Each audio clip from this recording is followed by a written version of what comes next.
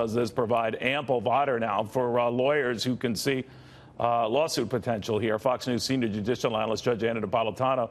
You know, Judge, you and I have often talked about situations like these that change on a dime, or at least the circumstances behind them, and then lawyers can leap on that and say, aha, there was an opportunity to potentially prevent this.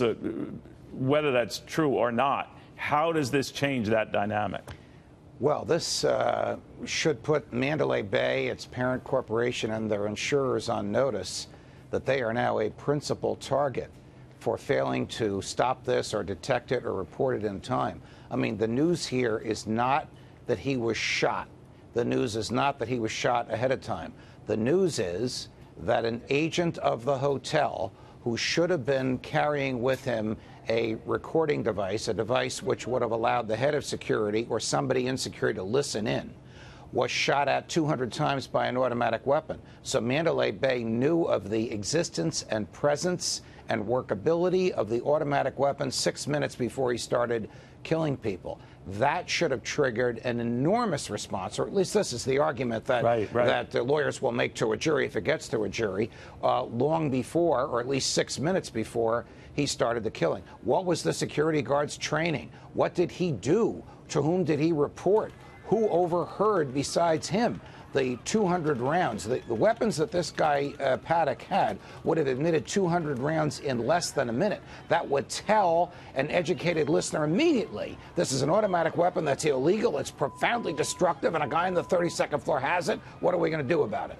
So if you're the Mandalay Bay Hotel, you're an institution where there's heavy security. Certainly for most casinos, it's in the casino.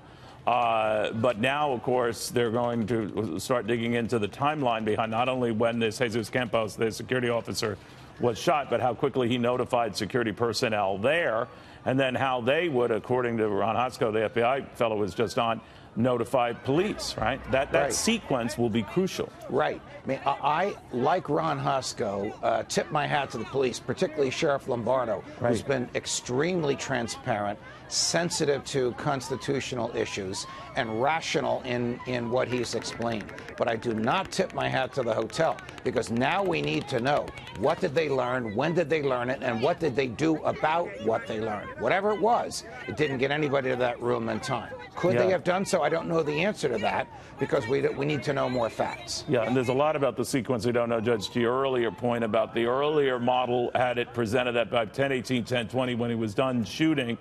Authorities had already descended on his room, were waiting it out to see if he was done, what he was going to do, and you know, when they did storm into the room a little bit more than an hour after that, he was dead. When he killed himself, we don't know. But again, that time in which he was able to kill as many people and then sitting it out, waiting it out, whatever was going on, that's something that lawyers would want to know as well, right? Of course. Add to this the fact that there are security cameras in that building, and it showed every time he came into that room. Did it pique anybody's curiosity that in the days he was in that room, he managed to bring 20 heavy automatic weapons and thousands of rounds of ammunition into that room? Did he do anything that ought to have tipped them off as to what he was accumulating in there? And why didn't any maids or any hotel personnel see anything in there that piqued curiosity, the curiosity of security? All right, thank you very much. Judge Andrew Napolitano.